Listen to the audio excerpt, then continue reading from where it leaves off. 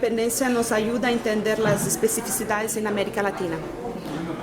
Bueno, la teoría de la dependencia es una peculiaridad del pensamiento teórico y crítico latinoamericano que justamente tiende a aprender, con H intermedia, a aprender esas peculiaridades en el plano económico, en el plano social, en el plano político y yo creo que en el plano de la inserción global de América Latina en la economía capitalista en su conjunto. Entonces es fundamental, yo creo, a través de sus categorías como superexplotación, intercambio desigual, subimperialismo, cuarto poder, cooperación antagónica, a través de esas categorías a entender más esa especificidad, ¿no? La esencia de dicha especificidad. Entonces, para mí es fundamental, ¿no? la teoría de la dependencia para aprender para captar esas peculiaridades. ¿Y cómo América Latina nos sirvió para contrarrestar los efectos de la crisis del capital? Pero la crisis... de 2008. Ok. Bueno, América Latina siempre ha desempeñado un papel de boomerang, ¿no? De colchón, digamos, para el gran capital internacional y resolver sus frecuentes crisis. Y a partir de 2008-2009 yo creo que ha desempeñado un papel muy importante, aunque con cierta peculiaridad en el sentido de que, si bien es cierto que desempeñó el papel de seguirse endeudando hacia los centros financieros internacionales comandados por los grandes países imperialistas como Estados Unidos, Alemania, Francia, etc., y con los organismos como el Fondo Monetario, el Banco Mundial, el Banco Interamericano de Desarrollo. Sin embargo, la peculiaridad que yo creo se dio a partir de 2008-2009 es que muchos países, sobre todo los llamados progresistas de América Latina, no así los países como México, por ejemplo, o Centroamérica, en su conjunto, lograron paliar la crisis debido a una coyuntura muy favorable, en el sentido de que en ese momento, y sobre todo hasta 2012, había una coyuntura de aumento internacional de los precios de los principales productos de exportación, es el caso de Brasil, por ejemplo.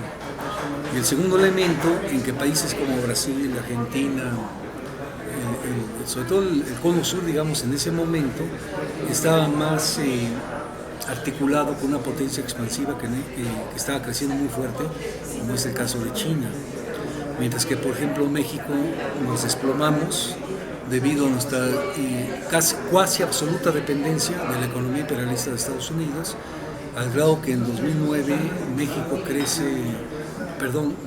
decrece en signos negativos, en el 6.9%. Entonces ahí tenemos como dos formas, una menos fuerte, digamos, para los primeros países y otra más violenta, digamos, como es el caso de México y los países de Centroamérica. Y con eso, ¿cuál sería la ofensiva del capital contra el trabajo? Bueno, la ofensiva del capital global contra el trabajo en su conjunto es un proceso estructural, no se detiene. Y yo creo que a partir de 2008-2009 se reanima la ofensiva que el capital internacional hace contra el mundo del trabajo, sobre todo debido a que el trabajo, digamos, el trabajo obrero, la fuerza de trabajo, es un factor esencial para primero la reproducción del capital, segundo para la creación de plusvalía y por ende para la obtención de ganancias. Entonces yo creo que se refuerza la ofensiva que ya venía desde las décadas anteriores. A partir de la crisis mundial de 2008-2009 va a ser una proyección mucho más radical del capital en su conjunto contra los trabajadores y las trabajadoras. Va a ser más fuerte, digamos, más intenso. Y de ahí surge esta relación de la superexplotación con la precariedad, ¿no? ¿Cuáles serían las expresiones?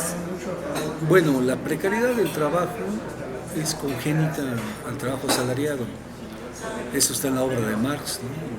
En el Capital, en los Grundrisse, en Salario, Precio y Ganancia, muchas obras clásicas de Marx y de otros marxistas que han estudiado el tema. Yo diría que la precariedad del trabajo es congénita, como digo, al trabajo asalariado. Y la precarización, como a veces la entiendo yo, como un proceso que actualiza esa precariedad para colocarla en las condiciones del mundo contemporáneo y de las necesidades que tiene el capitalismo de acumulación y valorización del capital. Entendiendo entonces que la precarización del trabajo es un proceso de digamos, de anulación y o reducción de los derechos sociales y laborales de los trabajadores, la precariedad, a mi modo de ver, refuerza el proceso de superexplotación de la fuerza de trabajo que, en función de como Marini lo entiende en su libro Dialéctica de la Dependencia, consiste en un intenso y extenso proceso de expropiación de parte del valor de la fuerza de trabajo, que, como bien dice Marini, se convierte en una fuente adicional de capital. Entonces es fundamental. Yo creo que hay una relación dialéctica entre precarización del trabajo y superexplotación. Ambos se complementan y se refuerzan. O sea, por un lado, la mayor precarización del trabajo profundiza la superexplotación, que es el eje central de la economía capitalista dependiente, y la superexplotación también intensifica la precariedad, ¿no?, del mundo del trabajo en su conjunto. Y las reformas laborales que vienen pasando en distintos países, ¿no? México en 2012, ahora Brasil con una propuesta, Argentina también está ahí caminando. ¿Cómo se puede entender la reforma laboral de signo neoliberal, a mi modo de ver, es un proceso conjunto, es un proceso global, digamos, que no solamente se circunscribe a economías dependientes como las de América Latina, sino que viene operando incluso en economías imperialistas como Alemania, Francia, Inglaterra, etc. Y si tuviéramos que definir en qué consiste ese proceso de reforma laboral neoliberal, es un proceso de juridificar lo que ya en los hechos era una realidad para millones de trabajadores y convertirlo en decretos, en leyes primero, en decretos y reglamentos que llegan a afectar la propia condición social de los trabajadores y su relación con el propio capital. Es decir, la reforma laboral tardía, en el sentido de que tuvieron que pasar 30 años de neoliberalismo, ahora tiende a constituirse como la política central del Estado capitalista global, ¿no?, para juridificar los procesos de precarización, flexibilización y superexplotación del trabajo, para reglamentarlos en códigos que permitan al capital contratar y despedir libremente a los trabajadores. Yo creo que el elemento central que encuentro en las reformas que se han impulsado, digamos, en Francia, por ejemplo, en México o en Brasil, su elemento central es la introducción jurídica de la temporalidad de la relación de trabajo, de los contratos de trabajo, el trabajo temporal, y eso anula un conjunto de derechos, empezando por el derecho de antigüedad. El obrero ya no va a tener condiciones de acumular una antigüedad, que es el piso básico, la arquitectura de un puesto de trabajo que te permite que a lo largo de la vida acumules una serie de condiciones que ya en la edad de abandono del trabajo te permitan vivir más o menos decentemente. Todo esto se está desmontando y el eje central es la reforma del signo neoliberal. Y estas reformas, ¿cuál sería la relación con la crisis y la desmedida del valor? Bueno, la desmedida del valor es un fenómeno complejo. Difícilmente podemos resolverlo en una entrevista, pero en síntesis la desmedida del valor implica que cada vez más, por ciertas circunstancias, el capital produce cada vez menos valor y menos plusvalor. Está indicado, está trabajado en los Grundrisse de Marx, en los fundamentos, y eso provoca una caída, en el fondo, tarde o temprano, de la tasa de ganancia, tasa media de ganancia del sistema. Y justamente ahí es donde se relaciona la reforma laboral.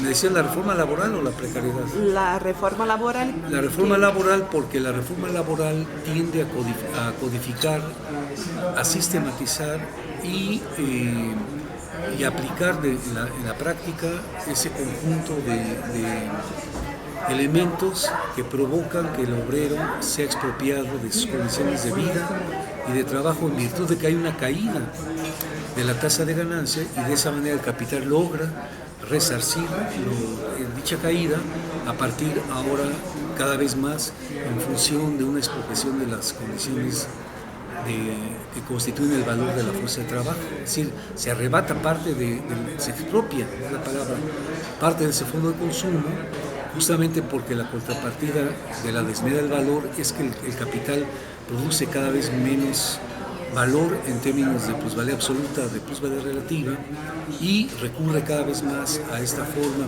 genuina que constituye la especificidad de la sobreexplotación de trabajo, que es la expropiación de parte del fondo de consumo de los trabajadores, que cada vez más tiende a ser mayor en relación con los otros componentes que se derivan de la producción de plusvalía, ya sea de la prolongación de la jornada de trabajo o de la plusvalía relativa en virtud del aumento de la productividad.